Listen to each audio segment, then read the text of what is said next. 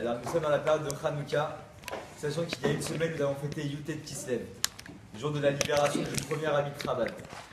Alors si vous ne connaissez pas l'histoire, un petit kitsour, le premier Rabbi de Chabad, Shner Zalman de Liadi, il a étudié dans la yeshiva du Baal Shem Tov, diffuser la principe, les secrets de la Torah.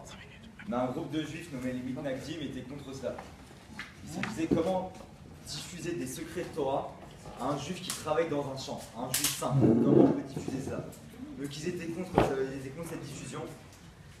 Et ce qu'ils ont fait, ils sont allés voir le tsar, ceux qui gèrent. Et après, le Yutet Kislev, il a été libéré. Et le Rabbi veut nous faire le lien entre Hanouka et Yutet Kislev. Car certes, le miracle de Hamas. Car Yutet Kislev, c'est donc le 19 Kislev, et Hanouka, le 25 Kislev. Un lien existe donc entre elles. Hanouka célèbre le miracle de l'huile, qui fait allusion au secret de la Torah. En effet, il y a dans la Torah 3 parties symbolisées par l'eau. Le vin est nécessaire que pour certaines occasions, comme par exemple Shabbat, pour faire le kiddush. L'huile, quant à lui, n'est pas un aliment. Seules quelques gouttes en accompagnement pour les plats. On va comprendre par la suite de la sikha du Rabbi qu'est-ce que cet accompagnement. L'eau fait allusion à l'enseignement législatif de la Torah. Le vin et l'huile à sa partie profonde. C'est-à-dire que l'eau, ça fait référence à la partie révélée de la Torah, alors que le vin et l'huile, ça fait référence au secret de la Torah. Dans les générations précédentes, les Juifs n'étudièrent que la partie révélée de la Torah. Les secrets de la Torah, en revanche, n'étaient évoqués que dans leur formulation générale. C'est-à-dire qu'elles étaient plus rares à étudier. Pour le plus grand nombre, leur connaissance approfondie pouvait causer du tort. Dans les yeshivot, la partie révélée de la Torah était essentiellement étudiée, mais pas le sod. Par la suite, il fallut se préparer à connaître profondément la Torah, car les forces du mal se renforcèrent dans le monde et la sainteté devait être apte à y faire face. Alors, le vin de la Torah prit une valeur systématique, mais par la suite, tellement les forces du mal prenaient de l'ampleur que le vin n'avait pas autant de puissance pour la combattre. Donc là intervient l'huile. Donc de là on comprend en fait que l'huile qui était un accompagnement était en fait là pour accompagner le vin pour faire face aux forces du mal qui prenaient de plus en plus d'ampleur. Les sages de mémoire bénite disent que la traduction de notre sainte Torah en grec fut dramatique pour le peuple juif, car la sagesse des nations se trouva renforcée. Or, celle-ci va à l'encontre de la Torah. C'est la raison pour laquelle, commentent nos sages, ce jour fut difficile pour Israël, comme lorsque fut commise la faute du veau d'or. De même, par la suite, le combat entre le bien et le mal se renforça d'une époque à l'autre. Le Harizal, le Hari Akadosh, expliqua ensuite qu'il est une mitzvah de révéler cette sagesse, celle du vin et de l'huile. Même si elle avait auparavant été réservée à une élite, par la suite, le Baal Shem Tov, le Maggid de Mezerich et l'Admor Hazaken se élus d'entre les patriarches, entre Abraham, Yitzhak et Yaakov, c'était naturel. Alors que Yitzhak, lui, se consacra à la prière et Yaakov, lui, la Torah, qui chaque juif possède la sienne. Nous lisions ce Shabbat la paracha Miketz. Or, le terme Ketz désigne précisément la fin de l'exil. Puisse Dieu faire que nous la connaissions immédiatement. Amen. Il découle de tout ce qui vient d'être dit un enseignement pour le service de Dieu, en particulier en cette période de Hanouka, donc chaque jour d'en être le reflet. Lors du premier jour de Hanouka, 3 bénédictions sont récitées, dont celle de Shechrianu. Un nombre sans cesse croissant de lumière est allumé, ainsi l'avancement effectif du service de Dieu apparaît dans la manière la plus claire. Les lumières de Hanouka sont allumées à la porte de sa maison, vers l'extérieur. Elles peuvent transformer le foyer de chacun, le rendre comparable à un sanctuaire. Le temple n'est pour l'heure pas encore révélé. Donc chaque juif doit donc l'introduire dans sa propre maison, qui sera un centre de Torah, de prière, de bonnes actions et d'hospitalité. Ainsi Dieu y résidera et l'on y réunira les 3 domaines de son service. Il convient donc de faire pleinement usage des forces qu'apporte la fête de Hanouka. Nous savons que nous devons diffuser les lumières de Hanouka. Hanouka fait référence aux bougies, aux lumières. La bougie de Shabbat, par exemple, introduit la paix dans la maison, illumine la nuit, permettant à un juif d'étudier la Torah et de mettre en pratique ses enseignements, de distinguer la nourriture cachère de celle qui ne l'est pas, de consulter son siddur pour faire des brachot ou le birkat Amazon. En résumé, d'éclairer le chemin et le comportement. Les qualités des lumières de Hanouka sont multiples et elles ont tout d'abord pour but de mettre en évidence le miracle survenu à l'époque des Grecs qui avait pour but de détruire le peuple d'Israël et qu'ils étaient persuadés de parvenir à leur fin. Comment ils pouvaient être persuadés qu'ils pouvaient détruire le peuple juif? Tout simplement parce que les Hashmonaïm, quand ils étaient en Terre Sainte, ils se sont dit on est persuadés de détruire le peuple juif parce qu'on est en nombre. Le fait que les Juifs ont été une minorité et que les Hashmonaïm, eux, étaient une majorité, ils étaient persuadés de cela. Amen. Et comment est venue cette marchava? On voit par la suite, par exemple à Pourim, Achashverosh, lui avait un empire, une armée, était persuadé de pouvoir écraser les Bnei Israël. À Pessah, l'Égypte, ils se sont dit voilà, nous aussi on a un empire, une armée, on va écraser le peuple d'Israël. On peut aussi pour les temps modernes, on peut voir pendant la Shoah, les nazis par exemple, qui eux avaient une armée, nous les Juifs, on était juste une population. Et comment ça se fait que nous, on est toujours là et eux ne le sont pas? Car ils ont pris de leur père Esav. Esav, il s'est ramené avec 400 hommes. Et il s'est dit, je vais tuer Yaakov et je suis persuadé de pouvoir réussir à faire ça.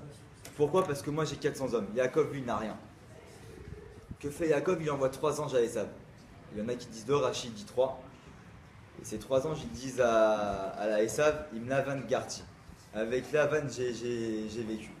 Du mot Garti, c'est le même anagramme que le mot Tariag, qui a pour Gematria 613, qui fait donc référence aux 613 mitzvot. Maintenant, une question se pose. Esav, le plus grand des rachats, qu'est-ce qu'il s'en fout de savoir que son frère Yaakov, il a fait 613 mitzvot? Et à quoi ça lui sert de savoir ça? Il vient pour tuer, qu'est-ce que tu vas lui dire? J'ai fait 613 mitzvot. Le fait que lui s'est ramené avec 400 hommes, donc que lui était en majorité, Yaakov, il a voulu lui faire quoi? Il a voulu lui montrer que lui, qu'il était plus en puissance. Pourquoi? Parce qu'on apprend que chaque mitzvah découle un ange. Le fait de faire des tefilines, de faire une bracha, d'aider son prochain, de faire tzedaka, ça crée un ange. Donc il a montré à Esav que d'accord, tu as ramené 400 hommes, moi j'ai fait 613 mitzvot. J'ai 613 anges derrière moi. Qui est le plus puissant maintenant? Et là, Esav, il a compris qu'il n'était pas en mesure de faire face à Yaakov. Donc là, on en conclut que qu'est-ce qui nous a protégés pendant tous ces siècles de pogroms et j'en passe?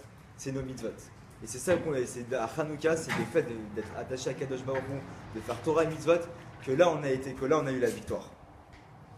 Les Bnei Israël connurent la victoire et pu mettre en pratique la Torah et les mitzvot, échappant aux restrictions imposées par d'autres nations. La valeur spirituelle de la lumière est donc particulièrement soulignée.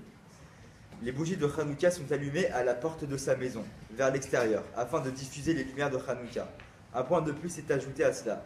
Ces dernières années, la coutume a été prise de diffuser le miracle à l'échelle internationale par l'intermédiaire du satellite. Tout ce que Dieu créa dans le monde a pour but de proclamer son honneur. Il en va de même pour les derniers développements scientifiques, qui doivent être utilisés pour la sainteté de la Torah et des mitzvot. En l'occurrence, le satellite doit permettre de diffuser la lumière de Hanouka dans le monde entier, au même instant, de sorte que quiconque le désire puisse en capter les images.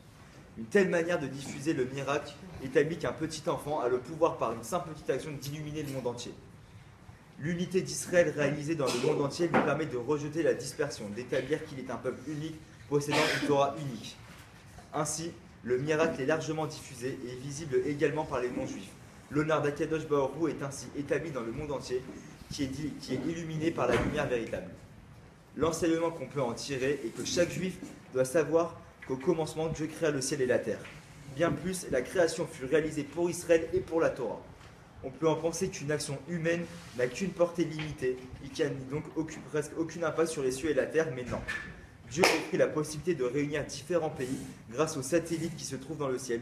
Il permet d'entrer en contact avec celui qui se trouve à l'autre bout du monde et de lui offrir de l'aide lorsqu'il en a besoin. Mais aussi la mitzvah de tu aimeras ton prochain comme toi-même. En offrant de la tzedaka, en faisant un virement bancaire via un satellite et ainsi combler les besoins matériels et spirituels de chaque juif. Chaque mitzvah a le pouvoir de hâter la Géoula. Combien plus est-ce le cas de la tzedaka? Il convient donc d'en donner de façon immédiate. Qui sait, peut-être cette mitzvah était celle qui permettra d'obtenir la délivrance complète. Le Rambam enseigne que chacun doit se considérer comme étant sur une balance en équilibre. Ils peuvent donc par une seule bonne action la faire pencher vers le côté positif. La venue du Mashiach est imminente et qu'à travers cette sira, le Rabbi de Lubavitch fait basculer la balance vers le côté positif afin que se dévoile le roi Mashiach qui nous amène à la délivrance véritable et complète immédiatement. Chez Arna. Maintenant, je voulais finir cette sira par une histoire du Rabbi, donc en référence à Hanouka. C'est l'histoire d'un homme qui allait voir souvent le Rabbi Et le rabbi finissait souvent par ses rencontres par la 5e bougie de Hanouka est très importante. Il a dit ça plusieurs fois dans sa rencontre. Cet homme-là, il ne comprenait pas où le rabbi voulait en venir et bon, il ne posa pas la question. On sait en parallèle que la fille de cet homme est complètement détournée. Elle est en couple avec un goy, et puis elle a commencé à fréquenter les milieux goy. Et donc il a fait appel au chaliard de Londres pour aider sa fille, mais en vain. Le chaliard, il n'avait pas réussi. Et Hanouka arrive, et il va donc à Londres rendre visite à sa fille, et qu'il essaie aussi de la persuader de revenir sur le bon chemin. Et il apprend dans un Bet Rabat de Londres qu'il y a un forme Brengen, une Bahadout, et pour célébrer la 5e bougie de Hanouka. Et cet homme-là, mais il était mal, que de dire que sa fille était complètement détournée. Et lors de la 5e bougie, sa fille vient le voir et il fait papa, ça y est, je fais tchouva. De là, on voit à quel point le rabbi il voit loin, à quel point le rabbi il a une puissance que nul ne peut comprendre. Donc j'espère que par cette fête, vous allez vous renforcer si Dieu veut. Et merci beaucoup.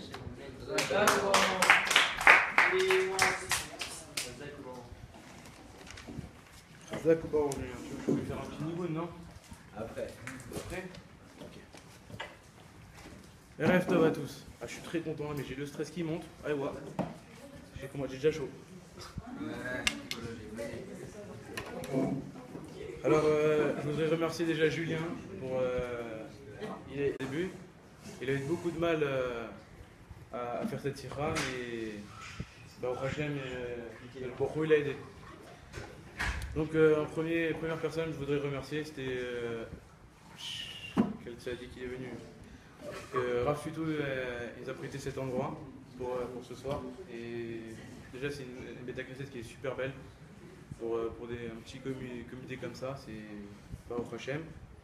Je voudrais remercier Julien parce que c'est lui qui a eu cette idée de faire un Shiroh Hanouka. Moi, j'étais pas du tout pour le faire. Et c'est lui qui m'a dit, frérot, viens, on va kiffer notre race et tout, on va faire un petit Farbringen, Chabad, Nigoul et tout. Je voudrais remercier Elsa pour avoir envoyé des messages à tout le monde. Parce que tu as eu les fruits que tu as. Et à Cher Cohen qui est dans la synagogue. Et j'aimerais vous remercier vraiment tout le monde d'être venu. Parce que je sais que David est venu de Nitzan, Sarah de Jérusalem.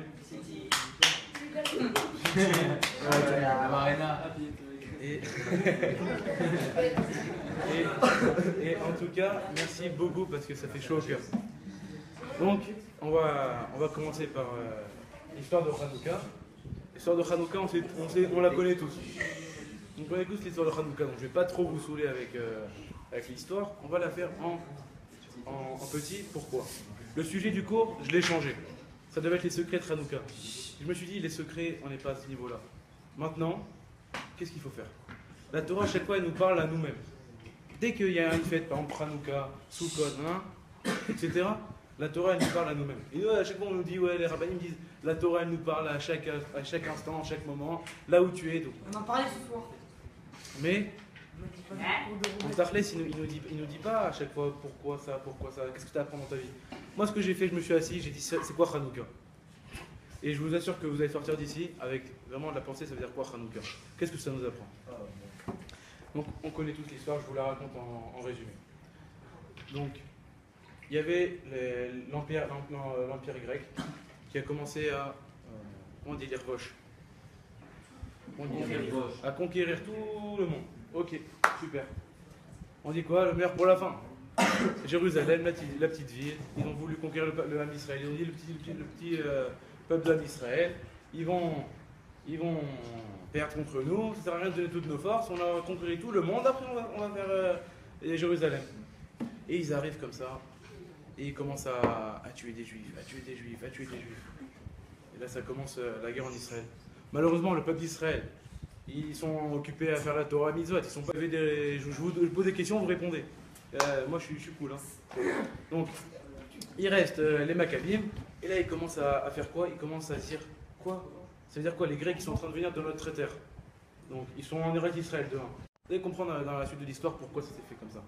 Et ils commencent à venir, et là ils commencent à. Qu'est-ce qu'ils ont fait les Maccabim? Ils se sont mis tous en hardout. Pourquoi tout le monde en parle de la hardout? C'est ça qui va renforcer le Israël, c'est ça qui va faire venir la Géoula. Parce que grâce à la hardout qu'ils ont les Maccabim, eh ben, ils ont gagné la guerre. Ils ont été quoi? Ils ont été avec leur quarantaine de groupes. Ils ont tué 10. Ça a pris 2 ans jusqu'à qu'ils tuent tous les Yéménites.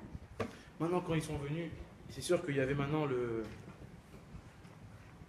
J'avais fait la bracha. Ils avaient. Amen. J'étais où déjà?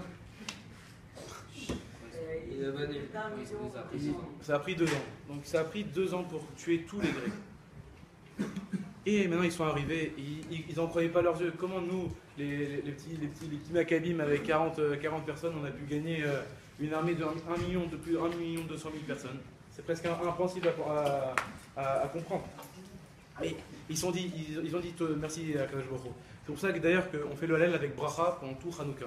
Alors qu'à Pessah, on ne le fait pas. À Pessah, qui est la fête où on est sorti de Galout, on a eu la Géoula, on ne fait pas le Hallel entièrement.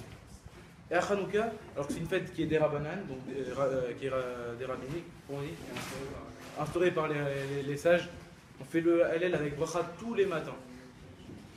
Ok. Et là, ils arrivent au Beth Amikdash, et ils voient le Beth Amikdash saccagé. Il y avait de la Vodazara, il y avait des idoles partout dans le Beth Amikdash. Il y avait la menorah qui était par terre. Il faut savoir qu'en plus, les Grecs, c'était dans le Beth Amikdash. Il y a eu plusieurs xérotes. Il y a eu plusieurs. Comment on dit xérotes? C'était mon traducteur, toi. Et il y a eu plusieurs décrets qui ont été faits par les Yévanim. Maintenant, les Maccabim ils rentrent à l'intérieur. Écoutez ça parce que ça va toucher tout le sujet du shiur. Si vous écoutez ce point-là, après vous passez après. Mais ce point-là, vous êtes obligé de l'écouter. Ils sont rentrés dans le Beth Amikdash et comme par hasard, il n'y avait plus d'huile. La première chose qu'ils ont voulu faire, c'était d'allumer la menorah. Ils ont pu allumer la menorah. Ils ont pu allumer la menorah pendant, et il y a eu le nes qui ça a duré combien de jours? 8 jours. Plus fort? Vous entendez ou je parle plus fort? C'est bon? Un peu plus fort? Pas de problème. Donc maintenant, on sait tous l'histoire. Maintenant, je vais vous poser des questions. Chacun qui a une petite pensée sur cette question-là, il me répondra. Voilà. Donc maintenant, je vais vous poser une question que ça m'a venu l'idée comme ça maintenant. C'est pourquoi dans le Tanar, plutôt Torah Nevim Ktuvim, on parle beaucoup de guerre. On parle de la guerre il y a eu avec Abraham et les 7 rois. Il y a eu Jacob Avinu avec Esav, comme il a dit Julien. Il y a eu David Améler qui pendant toute sa vie il a été en guerre contre les autres armées. Il y a eu Yoshua pour venir conquérir en Eretz Israël. Il y a eu Chizkiyahu Améler qui devait être le roi Mashiach. Attends, et en plus de quoi? C'était pas des guerres qui étaient spirituelles. C'était des guerres qui étaient vraiment avec des armes. Mais c'était vraiment avec des armes. Maintenant, qu'est-ce que ça nous apprend à nous? Pourquoi tu me racontes qu'il y a eu une guerre là, il y a eu une guerre là, il y a eu une guerre là? Je veux une réponse. Chai, toi tu peux me donner. Pourquoi le Tanar? Je sais. La question c'est pourquoi dans le Tanar, il parle beaucoup de guerre. Avec David Améler, Yoshua, Hanouka, il y a Abraham Avinu, il y a Jacob Avinu. Pourquoi on parle de guerre? Je crois que malgré tous les guerres, on reste toujours stable. C'est une des réponses. Mais qu'est-ce que ça nous apprend maintenant à nous, aujourd'hui? Tu vois une guerre? Non. Moi je sais que Eli doit avoir une réponse. Bon, je vais vous dire la réponse. T'as quelque chose? Pourquoi? Quoi toi? Vas-y va. Nathan, tu sais? Bon, si voilà, là on va commencer sur ça le shiur. Il faut savoir que la vie, c'est une guerre permanente. La vie, c'est une guerre. La Torah, elle ne te dit pas stam des mots, ou des histoires, ou des choses qui se sont passées. Il faut savoir que la vie d'un juif, c'est une guerre. Aussi bien au plan physique qu'au plan spirituel. Ça veut dire quoi? Ça veut dire dans notre vie, des fois, heureusement, grâce à Dieu, aujourd'hui, on est jeune encore. Donc on n'a pas eu trop les difficultés qu'on a quand on va grandir. Maintenant, ça veut dire quoi une guerre? Ça veut dire dans notre vie, on va tout le temps avoir des choix à faire. Soit, j'ai pas la force. Vous connaissez la phrase de Zénon? Ah, j'ai la flemme. Oh là là. Tous les jours le matin, quand je fais la prière. Oh là là, attends, mais laisse-moi dormir. Et je suis fatigué, je suis fatigué. Maintenant, ça, c'est une guerre permanente. Aussi bien pour le spirituel que pour le matériel. Maintenant, le mec, tu lui dis, va travailler, tu vas gagner 500 shekels en 2 heures, il va venir, ah ouais, vas-y, chaud. Et quand ça parle quelque chose que c'est vital pour lui, il va pas le faire. Il faut savoir une chose, que la vie, c'est une guerre. Ok. Maintenant, je voudrais vous poser une question. J'ai raconté l'histoire petit à petit, maintenant je vous pose des questions. Comment les Maccabim, ils ont gagné les Grecs, et qu'est-ce qu'on apprend de ça aujourd'hui? Qu'est-ce qu'on apprend de ça aujourd'hui? Que les Maccabim, ils étaient un petit groupe, et que les autres, ils étaient plus de 1 200 000 personnes, et qu'ils les ont gagnés. Qu'est-ce qu'on apprend de là? Qu'est-ce qu'on apprend? Hein? Vas-y, je t'en supplie. Moi, je suis exprès, j'ai laissé des questions pour que les gens y répondent. Qu'est-ce qu'on apprend? À voix haute. Élie? Aaron? Qu'est-ce qu'on apprend? Bon, savoir une chose, que Maccabi, c'est les Rachetevot. Donc, Rachetevot, c'est quoi? C'est les lettres, voilà, les initiales, ça? Les initiales de Mi, Kamocha, Baalim, Hachem. Ça veut dire quoi? Qui est comme toi, notre Dieu? Donc déjà, c'est une petite avance. Pourquoi? Les Maccabis, ils avaient sur leur bouclier Maccabi. Ok? Ça veut dire les Rachetevot, mais qui est comme toi, notre Dieu? Ça veut dire quoi? Maintenant, toi, tu pars à la guerre. Tu te bats contre le Yetzerara. Tu te bats contre les gens qui te veulent du mal. Ça peut être des gens aussi qui, malheureusement, c'est des mauvaises fréquentations. Ça peut être des gens qui sont aucun rapport avec toi. Et quoi? Tu te bats, tu veux te battre toi, mais t'as pas la force.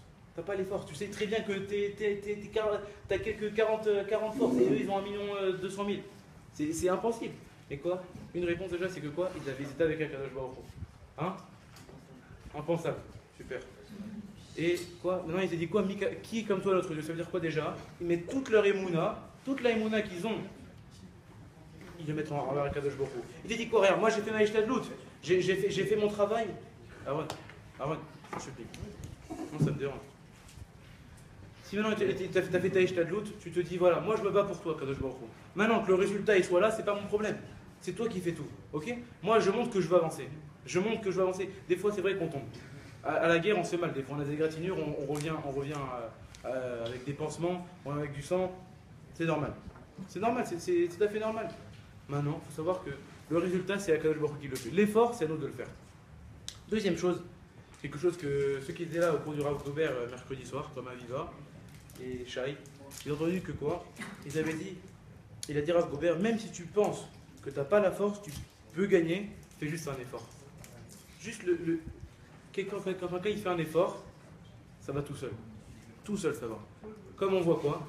Aussi le Rav Gobert il a dit un chidouche atsum que toute ma vie j'ai jamais entendu. Il a dit que quoi? C'est comme la lumière de Hanouka. La lumière de Hanouka, qu'est-ce que tu fais? On sait que tous les chomarim, comment on dit chomarim? Hein? Toute chose qu'on jette par terre, qu'on jette, il tombe. Le verre il tombe, ma kippa elle tombe, tout tombe. À part une chose. Vous savez c'est quoi? Le feu. Le feu. Le feu il fait quoi? C'est tu allumes le feu il tombe pas par terre, il monte.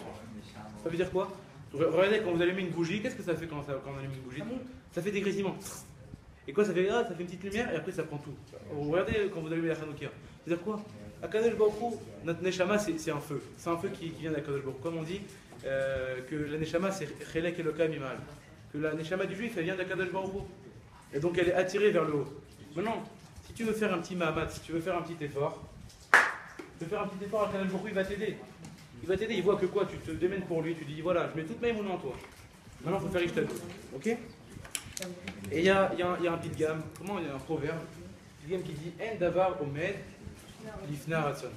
Il n'y a aucune chose qui monte, qui se met devant l'homme, devant la volonté. C'est-à-dire quoi? Maintenant, si je veux quelque chose, je l'aurai tout le temps. C'est seulement si je le veux. Je sais, je pense que lui, il est bon. Après. Ça fait des trucs comme ça. Non, t'écoutes rien. Il est quelle heure? Alors, on a pour une demi-heure, max. Ok? Une demi-heure. Non, moi je suis. Écoute, tu peux faire ça, mais genre qu'il n'y a pas tout le monde. Un damar, donc, ça veut dire que quoi? Si tu as la volonté maintenant, tu veux faire quelque chose, même si tout le monde se met devant toi, il te dit, bon allez viens et tout, c'est pas bien. Non, tu te dis, ben, j'ai pas envie. Par exemple, notre cousin, le frère de Aaron et de Inon, ça fait 1 mois qu'il est chômeur à Neguia. Maintenant, c'est un beau gosse, je vous l'assure, c'est un beau gosse. Ton frère. Ton frère, c'est un beau gosse. Il est musclé, bah, il est beau. Il est anorexique. Il est anorexique. Il est musclé. Et je vous assure que les filles elles sont à ses pieds. Je vous l'assure, parce qu'on a parlé ensemble. Non, heureusement qu'il n'est pas là, parce que je sais qu'il ne m'aurait pas permis de le dire. Maintenant, on a parlé il y a quelques mois, il est en train de se renforcer un peu dans la Torah et le Mitzvot. Il est devenu Mefaked à Tsahal. Il est devenu Mefaked à Tsahal. Depuis qu'il est devenu Mefaked à Tsahal, il s'occupe de faire venir des tzitzit. Il s'occupe de faire venir des tzitzit, faire venir des livres. Il met les tefilines aux personnes.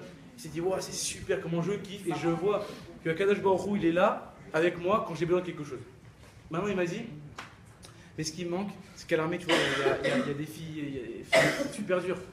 Et il m'a dit comme ça. Et je sais pas, j'ai eu envie d'être chômeur Neguia. Il m'a dit, tu sais quoi, le moment où j'ai décidé d'être chômeur et Neguia, oh là là, c'était genre, il y avait tout le Yetzirah qui était devant moi. Il y avait les filles qui venaient encore plus. Ah, ça va, il est là, ah non, non, une fois il avait honte, il était tout rouge et il se demandait, mais qu'est-ce que je fais? Mais non, mais t'as vu de quoi je me prive? T'as vu de quoi je me prive? Des tentations de ce monde. C'est les meilleures tentations, non?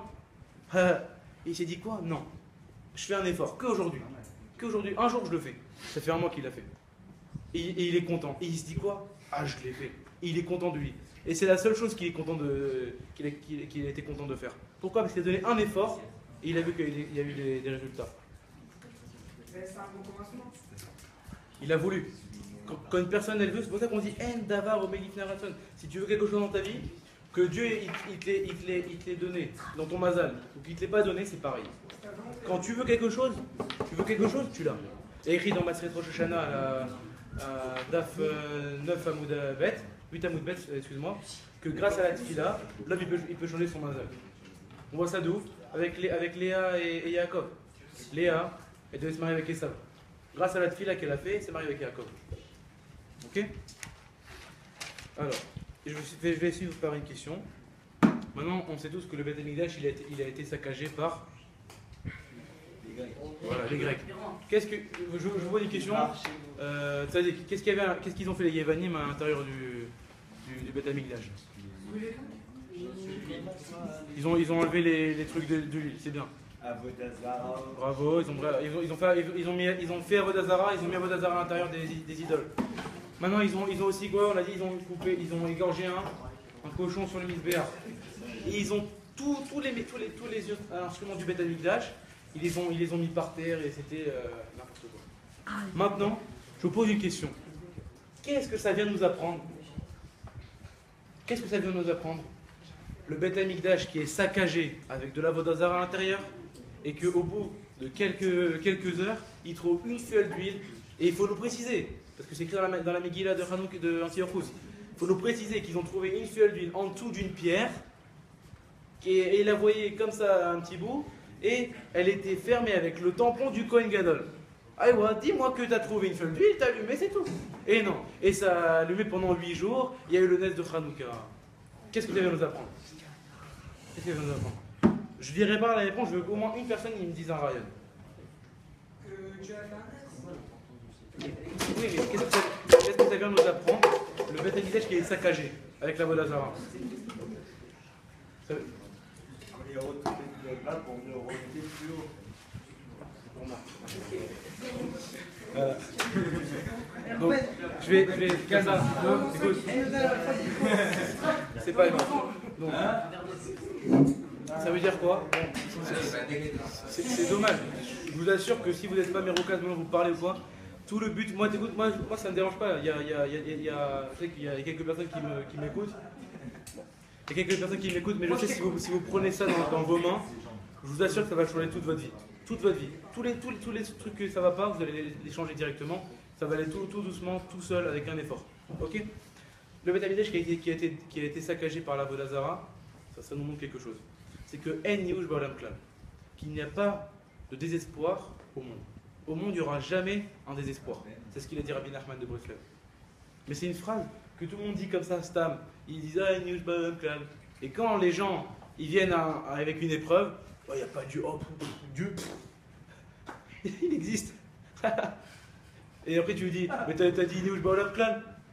Mais arrête avec tes phrases, c'est raconte n'importe quoi. Mais quoi? Ça vient nous montrer une seule chose. Ce Beth Amikdash là qui a été détruit, je ne pas été détruit, mais il a été saccagé par la Vodazara, c'est notre cœur. Écrit dans Parashat Pinchas, Vasuli Mikdash, Veshachanti, Betocham. Ça veut dire quoi? Vous m'avez fait sanctuaire, sanctuaire ça veut dire un petit Beth Amikdash, Veshachanti, Betocham, et je résiderai à l'intérieur de vous. À l'intérieur de vous, ça veut dire quoi? Dans notre cœur. Maintenant, le Beth Amikdash, ça représente notre cœur. Okay, c'est pour ça que c'est là où ça bat. Le cœur il bat, ça veut dire quoi? Que c'est le Beth Amikdash qui bat pour le peuple juif. Maintenant, ce Beth Amikdash là, on sait qu'il a été saccagé par la Vodazara. Ça veut dire quoi? Notre cœur, c'est sûr qu'il n'est pas 100% shalem. Ça veut dire quoi? Des fois on aime Akadosh Baruch Hu, des fois on n'aime pas, des fois on est ma'amin, des fois on n'est pas ma'amin, des fois on est joyeux, des fois on est triste, des fois c'est normal. Dans la psychologie, c'est tout le temps tu montes, tu descends, tu montes, tu descends. Si maintenant, vous avez vu quelqu'un qui vit à l'hôpital, c'est que ça va comme ça ou ça va comme ça? Non, c'est comme ça. Il monte, il descend. Il respire, il inspire, il respire. Là, il est comme ça. Il monte, il descend, il monte, il descend. Maintenant, si tu tombes, c'est pas grave. Notre cœur, maintenant, il est rempli d'Avodazara. Ça veut dire quoi? Ça veut dire que des fois, on n'aime pas Kadosh Baruch Hu, il n'y a pas d'Emouna. Ou à cause de cette génération, je vous assure que vous avez fait un Mahamatz. Pour ça, je ne vous en veux pas. Je ne m'énerve pas contre vous. Ça ne sert à rien de m'énerver.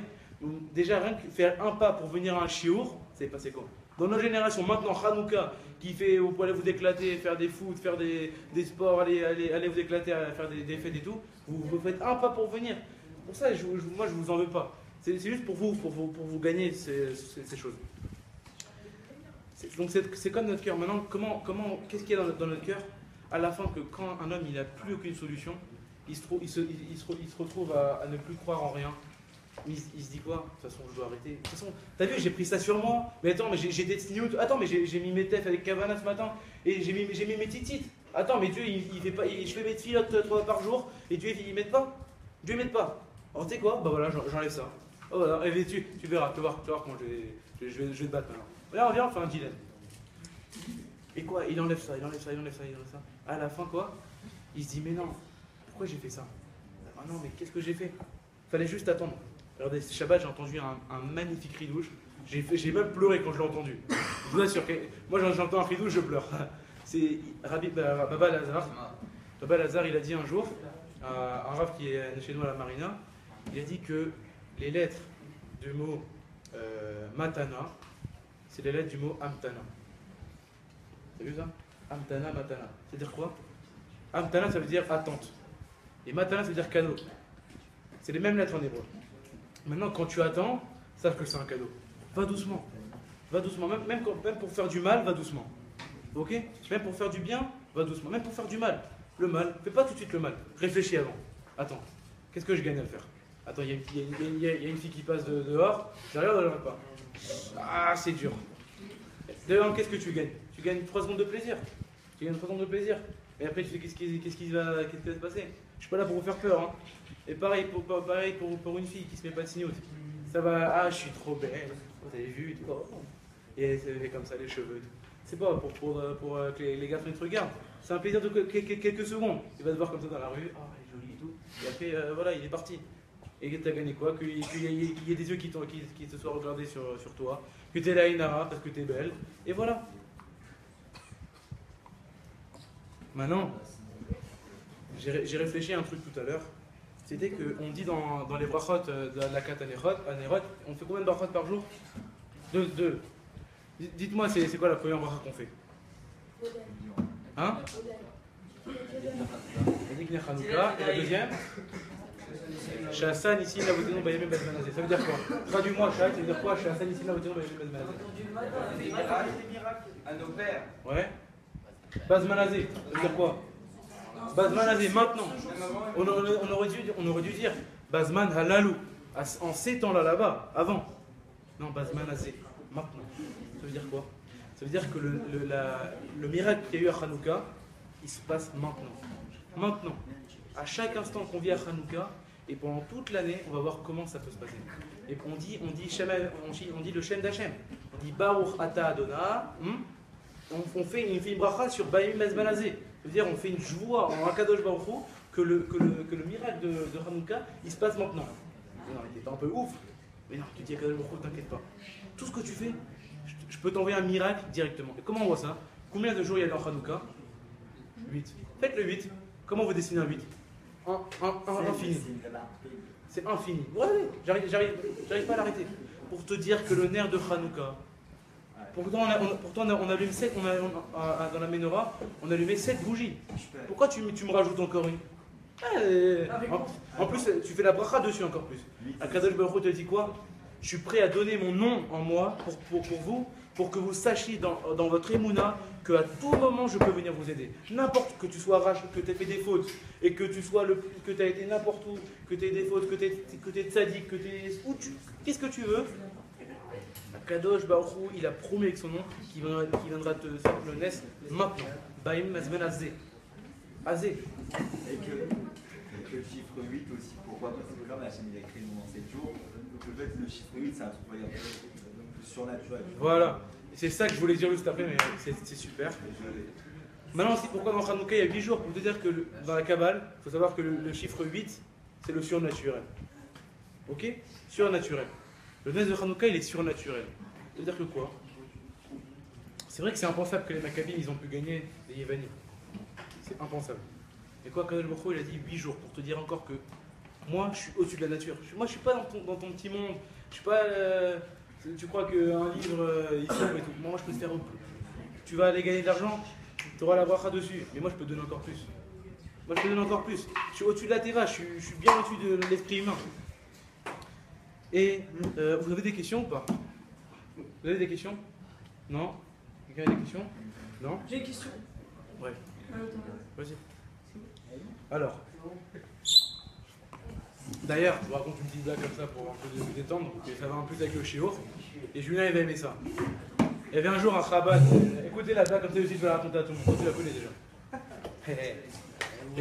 Un jour, il y avait un Chabad et un Breslev. Il faut savoir que chez les Breslev, Rabbi Nachman, il a dit tout celui qui vient chez moi à Rosh Hashanah, il fait Tikkun Laklali sur mon kever, et il met une pièce en tzedaka à côté de mon kever. Il le viendra dans le Guéinam. Rabbi Nachman, il viendra dans le Guéinam, il le prend par les péotes. Ok, c'est une petite agdama. Et puis le Breslev, il arrive dans le Guéinam avec le Chabad dans le Guéinam. Et là, le Breslev, tu vois, avec des péotes énormes comme ça. Et le petit côté moi avec son petit Kunaklali à côté. Et il dit au Chabad, ah, tu vas voir, moi j'étais à Ouman, j'ai des petits Kunaklali, j'ai mis une pièce. Rabbi Nachman, il va venir me prendre, il va m'envoler dans les avec mes péotes. Le Chabad, il fait, toi? Et moi j'ai fait Bet Chabad à Miami, à Paris, j'ai mis les tefilines à plus de 1000 personnes dans ma vie. J'ai fait Zikouya Rabbi avec tout le monde, et avec son petit Tania, Ritat et tout. Il dit, tu vas voir, moi, le Rabbi va venir, il va me prendre par ses mains, il va me monter. Le Breslev, il dit, c'est ce qu'on verra. Et il dit, bah commence. Et là, le Breslev, il commence, Rabbi Nachman, viens me sauver. Rabbi Nachman, il descend, il fait, hey, qu'est-ce que tu veux? Il fait, sauve-moi, j'ai été à Oman, j'ai du petit coup d'Aglali et tout. Il fait, c'est vrai, je vérifie. Ah ouais, c'est bon. Et puis il s'envole du Guéinam. Oh, il a le Chabadi. Ah ouais. Oh purée. Ah ouais, ah ouais, là, lui il est bon. Ah, peut-être je vais donner le Breslev. Non, mais j'ai les mouillants au Rabbi et tout. Non, faut pas moi. Et là, il appelle le Rabbi. Rabbi, viens me sauver. What do you want? Il fait comme ça et tout. Viens me sauver et tout. J'ai fait non, il fait. Baba, fais un betrabat. Même là-bas dans le Guéinam, les Chabad, ils peuvent faire un betrabat. C'est énorme. Je sais que personne n'a rigolé, moi ça m'a fait rigoler en tout cas. C'était en français. Moi non, pas non plus. Alors maintenant, j'aimerais vous poser une question. Et c'est sur ça qu'on va finir. Et après, il y aura la morale avec une petite histoire. Qui bémet, ça va nous toucher à tous. Maintenant, je vous pose une question. Quelle est la différence entre Purim et Hanouka? On sait que dans la Hamida et dans le Birkat Hamazon, ok, on fait la Nissim, dans les deux. Et j'ai dit la différence. La différence entre Hanouka et Purim. La différence, c'est qu'il ne faut pas exterminer la même chose. Ok. Les Vanille voulaient tuer. Super. Alors que Ils voulaient juste les rendre comme eux en fait. Ils voulaient pas les tuer. voilà. Première réponse, c'est les Yévanim, ils voulaient exterminer notre Neshama. C'est-à-dire ne sois plus juif, sois comme nous, sois des goïms, viens sculpter ton corps comme ça, alors que nous on était. Eux ils voulaient faire comme ça les trucs, nous on est comme ça. Plutôt, ouais. Ah ouais, c'est le contraire. Ouais, comme ça Thomas. Comment on est nous Voilà, on est comme ça et eux ils vont être comme ça. Nous on est gros patates, les thunes et tout. Et les autres, Ah, les Tunisiens, les ils font comme ça et tout, c'est le culte du corps. Et qu'est-ce que ça L'une des choses, vous savez que l'une des choses que dans ce monde, c'est les Yévanim, c'est les Grecs, c'est la mode. Vous voyez comment ils se montrent c'est les Yévanim. Ok. Maintenant dans Alanissim, ça c'est une première réponse. Mais ça, moi j'aimerais dédier ce fridouche à mon père. Parce que c'est mon père qui m'a, pour la première fois, mon père, je lui ai dit, je t'en supplie, aide-moi pour un petit jour comme ça. Il m'a dit, t'as rien d'autre à proposer? Je fais, non, je veux un fridouche que je dis devant tout le monde pour toi. Il m'a dit, bon, ok, je te dis. Il m'a dit, il y a très longtemps, je me suis posé une question. Quelle est la différence entre Purim et Hanouka? Ok, on a toute la réponse qu'on vient de dire, qu'il voulait détruire la Neshama et les autres, ils voulaient détruire le corps. Maintenant, il m'a dit que quoi? Dans Alanissim, on dit dans le Birkat Amazon et dans la Mida, dans Purim, on nous dit que Manaracha, il a voulu exterminer le peuple juif le 13 Adar, cette date-là. Dans Hanouka, il n'y a pas de date. Vous pouvez voir, il n'y a pas de date. Moi, j'ai commencé à chercher, je fais, ah oui. Mais on sait très bien que Hanouka, c'était passé quand? Café. Pas le café, hein. Café Kislev. Ça s'est passé le 25 Kislev. Pourquoi tu mets pas ça dans la discipline de Hanouka? Tu as mis ça dans Purim, mets ça dans Purim. Et mets ça dans Hanouka. Mais c'est le 25 Kislev. Non. Tu dis pourquoi? Parce que la guerre de Hanouka qui s'est passée, elle est à l'infini. C'est tous les jours. Il n'y a pas de date à ça. Alors que quoi? Que pour le corps, comme il y a eu avec Imarchimo Hitler, il y a eu avec l'Espagne, il y a eu avec les pogroms en Russie, tout ça. Tous les Arabes qui veulent nous tuer. Il y a un moment où c'est de 1900 trucs à 1900 trucs. C'est déterminé, comme on dit. Par contre, pour la Neshama, c'est un combat qui est tous les jours. C'est un combat qui est tous les jours. C'est pour ça qu'on a dit que Shmoné, c'est 8 infini, que Bayem Basmanazé, c'est tous les jours. Et c'est aussi, dans Alanissim, on voit qu'il n'y a pas de date. Pourquoi? Pour dire que c'est maintenant, à chaque instant, il n'y a pas de date qui est définie. La Neshama, c'est quelque chose qui est indéfini. Donc qui est, comment on dit, Moukbal. Qui est au-dessus de la nature. La Neshama, c'est au-dessus de la nature. C'est un combat qui est au jour le jour. Maintenant, je voudrais finir avec ça. C'est de parler sur Youssef Hatzadik. C'est encore chaud avec la paracha. Rafutou, il m'a dit que ça allait très bien avec le cours que je devais préparer. Pourquoi? On voit que Youssef Hatzadik, il a eu une vie très dure. Ok, on commence par un petit chidouche de Rav Yeroma Bergel Tatzal qui nous dit que quoi? Vous connaissez un peu les Gématriot, ouais? Gématriot, Yosef. Yosef Gématriot, Yosef. 70 plus. Je connais pas la 10. Ça fait 100. 156. Ok, 156. Maintenant, le Rama Berger dit que Yosef c'est 156. Meler Yavan, donc le roi de Grec, c'est aussi donc Meler 90 et Yavan 66, qui fait en tout 156. C'est énorme. Non, ça veut dire quoi? Quoi, Yosef c'était le roi des Grecs? On va comprendre. Yosef Hatzadik, on commence depuis son plus jeune âge. Il naît et il perd sa mère. Malheureusement, il perd sa mère. Commencez avec l'histoire. Regardez, écoutez, c'est la morale du cours. Tout le cours, il finit par ça. C'est ça qu'on doit retenir. Yosef Hatzadik, c'est, pour moi, ce que je pense, l'homme qui est le plus haut gradé dans tous. Vous pouvez penser ce que vous voulez. Pour moi, je sais que dans les Sfarim, il y a d'autres déos. Mais pour moi, Yosef Hatzadik, c'est l'homme qui réincarne tout le juif. Tout le juif, il tient sur Yosef Hatzadik. C'est pour ça qu'on dit que Yosef Hatzadik, dans les sphirotes, c'est Yesod. C'est tout ce qui est Yesod, ça veut dire. On dit Yesod? Non, ça c'est Sod. Yesod, c'est les fondations. Les fondations du juif, c'est Yosef Hatzadik. On va voir comment. Il perd sa mère à un âge où quelqu'un il a besoin de sa mère. Maintenant, il est haï par ses frères. Ses frères, ils veulent ils disent quoi? T'as vu, il se prend pour un petit Mekouba, notre petit frère. Nous, on est là depuis très longtemps. En plus, sa mère, laisse tomber, elle l'a laissé comme ça. Il est haï. Il est haï par ses frères. Quatrièmement, il est vendu. Vous savez, c'est quoi cette argacha-là? Quoi? Toi, moi, c'est mon frère. Quoi, déjà, tu me hais. Mais comment tu veux vivre avec moi? Comment tu peux vivre avec quelqu'un qui te hait? Quelqu'un qui te hait, tu t'en vas de lui. Et non, Youssef Atadi qui dit, t'inquiète pas, si Akadosh Baruch Hu, il m'a donné dans ce matza, je peux le faire. Ça veut dire que tout est pour le bien. Inan, il adore cette phrase. Akol letova. Non, t'aimes bien. Et en fait, Youssef Atadi qu'il a été vendu par ses frères. Après quoi, il était dans le puits. Dans le puits, il y avait quoi? Il y avait des serpents, il y avait tout ça. Il y avait toutes les bêtes sauvages à Kravim. Il y avait toutes les bêtes sauvages qui pouvaient le tuer. Personne, ouais, mais il y avait deux chats. Maintenant, à l'intérieur de ce trou-là, Youssef Atadi il reste des nuits à l'intérieur. Il reste des nuits. Et là, il dit pas. Oh là là, Kadosh Baruch Hu, il pleure pas. Il n'a pas versé une larme. Une larme. Ni quand il a perdu sa mère, ni quand il a été par son frère, ni quand il a été jeté dans le trou, ni quand il va être vendu. Non. Il a dit Ani Mesougal. Il a dit Ani Mesougal, je peux le faire. Si Kadosh Baruch Hu m'a envoyé dans ce trou-là, je peux le faire. Et maintenant, on continue encore. Directement, comment ça s'appelle, les Aravim, avec la charrette. Ils l'ont pris, donc ils l'ont acheté aux frères. Maintenant, tout à l'heure, j'ai entendu Nekuda, quelqu'un il m'a parlé dehors tout à l'heure. Je lui ai dit, donne-moi un petit conseil sur Youssef Atzadik et tout. Il m'a dit, tiens, et c'est Bidouk, le moment là où j'avais un petit trou, il tombe. Youssef Atzadik, quand il est monté dans la charrette avec les Ishmaélim, normalement, les Ishmaélim, tous les jours, il peut transporter du pétrole. Et le moment, le seul jour où Youssef Atzadik, il vient, qu'est-ce qu'ils ont? Des bessamim, des parfums. Mais attends, mais pourquoi tu changes?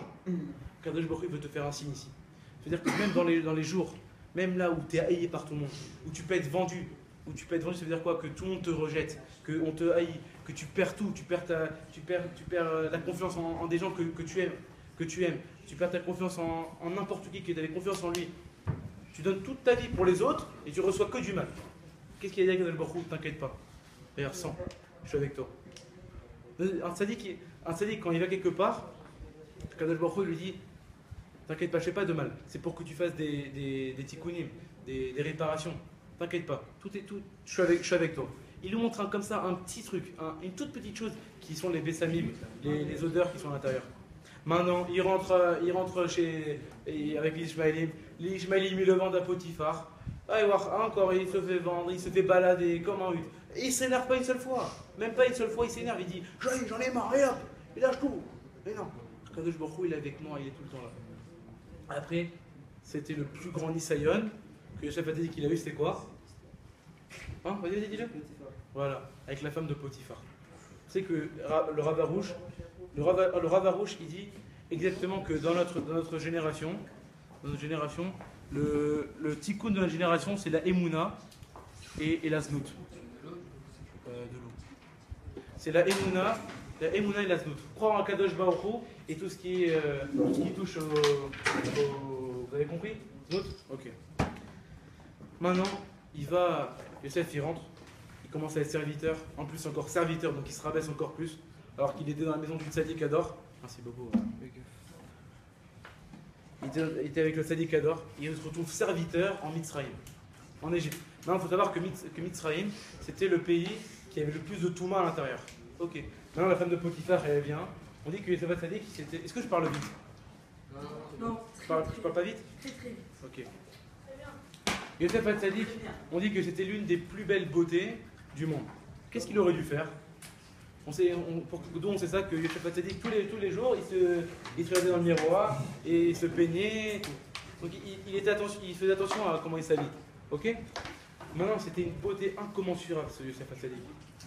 Toutes les filles, le Midrash dit que quand Youssef Atzadik passait dans la rue, toutes les filles, Youssef, faisait comme ça. Et lui, qu'est-ce qu'il fait? Non, je regarde pas. Comme ça, il marche. Il entend, mais il se retourne pas. Vous savez, c'est quoi ça de ne pas se retourner quand une fille, elle passe ou quoi, ou qu'on nous appelle? C'est énorme. C'est c'est pas pensable. Maintenant, la femme de Potiphar, elle vient et elle lui dit, allez, viens dormir avec moi, viens dormir avec moi. Allez, regarde-moi et tout.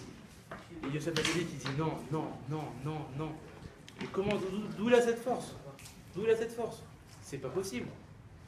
Et encore, à cause de ça, qu'est-ce qu'elle va dire la femme de Potiphar? Elle va déchirer ses vêtements. Et Yosef Hatzadik qui va fermer ses yeux, il va tellement les fermer qu'il a voulu se crever les yeux pour pas voir. Maintenant, qu'est-ce qu'elle a été faire Potiphar, la femme de Potiphar? Elle a été voir Potiphar, son mari. Elle a dit, regarde, Yosef il a voulu me violer. Regarde, il m'a arraché mes vêtements. Et vous voyez que vraiment, il y avait des griffes sur la peau. Et puis elle dit quoi? Mon serviteur, il a osé toucher à ma femme en prison. Depuis 17 ans, jusqu'à l'âge de 30 ans, en prison. Ok? Maintenant, on peut comprendre pourquoi Yosef, c'est Gematria, Meler Yavan. Il y a un commentaire des commentateurs qui disent, c'est quoi Yavan? Yavan, c'est les Grecs. C'est tout ce qui est côté obscur. Obscur de la force. Mais non, Yavan, c'était tout le temps. Vas-y, de toute façon, t'as fauté déjà. Alors viens avec nous. Viens, etc. Qu'est-ce qu'il te dit? Faute. T'as fauté. Et après, qu'est-ce que t'as quand tu fautes? Qu'est-ce que t'as une troucha, quoi? Ça sent Kadosh Baruch Hu, ça il veut pas de moi. Et j'ai fauté. Qu'est-ce que tu fais? Comme on dit dans la Maseret Avot, Mitzvah Goret Mitzvah, Avera Goret Avera. Quand tu fais une Avera, qu'est-ce que tu dis? Il y a Yaouch, il y a un désespoir. Tu dis pas non, j'ai fauté, bah non, je me relève, c'est pas grave. Quand la vie ça monte, ça descend, c'est comme ça la vie. C'est que même si tu fautes, Akadosh Baruch Hu, il a voulu que tu fautes. C'est le chidouche de Rabbi Nachman. Rabbi Nachman il dit même si tu fautes, après c'est quoi la chanson? Quand Akadosh Baruch Hu, là où t'as fauté, pourquoi à votre avis dans les boîtes de nuit où c'est la touma la plus truc, tu vois, et tu vois, et là-bas l'endroit il est là-bas. L'endroit il est kayam. Akadosh Baruch Hu, il est pas en colère? Non. Elle dit pourquoi? Si maintenant moi je vais détruire cela, ok, je vais détruire tous ces gens là qui sont en train de danser comme des oufs et qui font d'Averot, ils pourront pas faire tchouva. Akadosh Baruch Hu, il veut juste notre cœur, un effort. C'est pour ça qu'il reste en vie là-bas les gens. Maintenant Yosef Hatzadik, on a dit que quoi? C'était le roi de Yavan. C'était le roi de Yavan. Je reviens à l'explication. C'est que Yavan c'était l'obscurité. C'est-à-dire pour Yosef Hatzadik, on a vu que toute sa vie il était dans l'obscurité. On vient de voir. Et encore plus à la fin de sa vie. À la fin de sa vie, enfin entre guillemets, avant de devenir roi d'Égypte, il était de 17 ans à 30 ans. Faisez le calcul. 17 ans, 30 ans. 13 ans en prison. Vous pouvez faire ça? Un tzaddik qui étudie la Torah, et il faut savoir une chose, que c'est pas les prisons qu'il y avait comme aujourd'hui, avec on t'amène le manger, t'as la télévision, t'as les lits douillés avec qui t'es fait tous les jours et te repassent le truc. Là-bas, si tu dors par terre, t'as à manger, t'as pas à manger, t'as un verre d'eau par jour comme ça, et t'as une petite gamelle comme un petit chien. C'était vraiment comme ça. Yosef Hatzadik, il s'est pas plaint une seule fois. Yosef Hatzadik, il avait toutes les raisons pour aller fauter avec la femme de Potiphar et d'enlever Paro Potiphar d'être le roi d'Égypte. Il aurait été milliardaire, avec l'une des plus belles fêtes du monde. L'argent qu'il voulait, tout le Mitzrayim, on dit que c'était tout le globe terrestre. Il était le roi de tout. Non. Il a dit, moi je reste avec Kadosh Baruch Hu. Si Kadosh Baruch Hu il est là avec moi, ça veut dire que je dois être là. Non, je me plains pas. Il n'a pas fauté. Il ne s'est pas découragé. Et surtout une chose, il s'est dit quoi? Ani Mesougal. C'est-à-dire je peux le faire. Maintenant, comme on dit dans les Teilim, on dit Tzadik Be'emunato Ichye. Et écrit quoi avec la Emouna, le Tzadik il va vivre. Il n'y a pas écrit avec sa Torah. Il n'y a pas écrit avec la Torah le Tzadik il va vivre. Il y a écrit Tzadik Be'emunato Ichye. C'est-à-dire quoi? Grâce à l'Emouna que toi tu as, et bien là tu peux tout changer. Pourquoi? Après tu vas me dire ouais mais la Emouna c'est quelque chose qui n'existe pas. Mais non, tu vas voir. T'as combien d'Archouzim? T'as 50%. Si maintenant t'es en doute, t'as 50% que Kadosh Baruch Hu existe, 50% que Kadosh Baruch Hu n'existe pas. Prends de l'assurance, non? Tu sais bien. Et qu'est-ce qu'il dit? Pas grâce à la Torah, pas grâce à ta mitzvot, pas grâce à tu fais tous les ségoulas, grâce à la émouna que tu as à Kadosh Baruch Hu. Pourquoi? La émouna c'est le principe de base d'un juif. On sait aussi il y a comment il dit le Kélim? Reshit Chochma, Irat Hashem. Ok, la première des sagesses, c'est d'avoir la crainte du ciel. Mais comment tzaddik? Nous, on est tous des tzaddikim dans cette génération. Pourquoi? Parce que quand on vient à Shiur, c'est super difficile, mais on vient quand même. On est une ikra tzaddikim. La Emouna, c'est la base du juif. Comment Yosef Hatzadik il a pu gagner tous ces combats-là en ayant une Emouna? La Emouna, c'est quelque chose qui se travaille avant la guerre. Avant la guerre, pourquoi? Si maintenant tu viens à la guerre, mais tu n'as pas d'Emouna, oh tu stresses. Qu'est-ce qu'ils vont faire? Super, ils stressent. On va le laisser stresser et on va le tuer comme ça. Non, avant qu'il y ait la guerre, avant que tu aies des difficultés, étudie la Emouna, et encore, et encore, et encore, et encore. Jusqu'à que quoi? Tu peux vivre tout le temps avec ta Emouna. Maintenant, voilà, donc on termine en conclusion. On rappelle que dans la vie, il y a des difficultés. C'est pas nous qui le décidons, on sait que la vie c'est comme ça, on monte, on descend. Et il y a des difficultés, il faut juste attendre que les difficultés elles passent. Et comment on fait pour aller au-dessus de là? En ayant une Emouna. En ayant une Emouna. Et surtout, en priant. En priant. Si maintenant le mec il fait Ishtadlout, comme on l'a dit, pour battre le Yetzer Hara, pour battre aussi bien matériellement que spirituellement. Si maintenant le mec il veut détruire son Yetzer Hara, il veut le détruire, il veut l'anéantir, il y a une chose, la tfila. La tfila, l'effort et la Emouna. Maintenant, quand on dit j'ai pas de force, je suis fatigué, ou quoi, sache que quoi, grâce à la Emouna, encore une fois, si tu as la Emouna, Dieu va te la donner. Fais un effort. Tu dis voilà, pour une seconde, pour un jour, je vais être signout.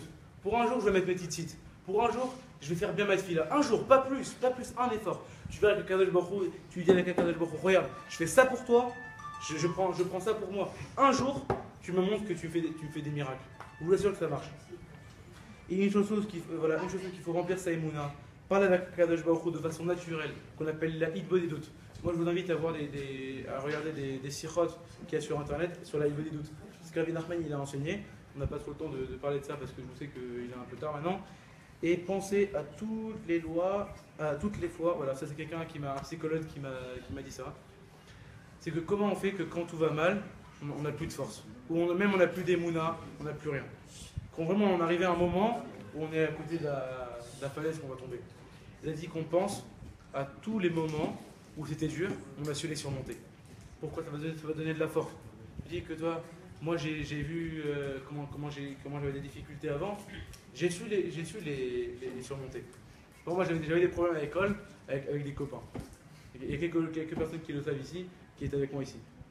Les Israéliens ils sont un peu durs avec nous, ouais, faut le savoir, la mentalité. Ils arrivent dans le bus, dans la Sahara, boum, tu donnes un coup. Non, pardon, mec, ouais. Et moi je me suis dit, mais attends, tu fais super mal, ils donnent des coups comme ça. Ils vont en bagarre ou quoi, ils donnent des coups en passant et tout. Mais même pas pardon. Et moi ça m'a énervé. En tant que français, tu dis, hey, il y a le respect là. Attends, mais respecte un petit peu là. Hein? Ouais, dans ton école, dans notre école. Attends, mais nous, le français, tu donnes pas la porte, tu t'ouvres pas la porte à quelqu'un, tu dis excusez-moi. Tu marches à côté de quelqu'un, tu lui fais mal, tu dis excusez-moi. Et là, il n'y a rien. Et j'ai su quoi? J'ai su quoi? Je me suis dit, si Akadosh Baruch Hu maintenant il m'a envoyé dans ce pays, pourquoi maintenant on dit que c'est en Eretz Israël il y a eu cette guerre? Parce que cette guerre-là, elle est seulement en Israël. Elle est seulement en Israël presque. Pourquoi? En Choul, quand on était en France, c'était bien. On était le petit juif à la synagogue et tout. C'était le petit combat avant la guerre. Ici, c'est le ring. Vous voyez pas? Ici, pour gagner sa vie, il faut aller dur. Il faut avoir des bonnes études. Il faut avoir des bons yesod. Il faut avoir des bons bâtiments. Comment on dit? Les structures. Et ça, grâce à la Emouna et la Tfila. C'est ce que Yosef Hatzadik nous apprend ici. Donc, je vous souhaite que du bonheur, qu'on soit tout le temps sa mère, que notre Emouna notre Emouna elle se renforce encore plus. Kadosh Baruch Hu, il nous envoie encore tous les miracles qu'on lui demande, qu'il nous envoie. Amen.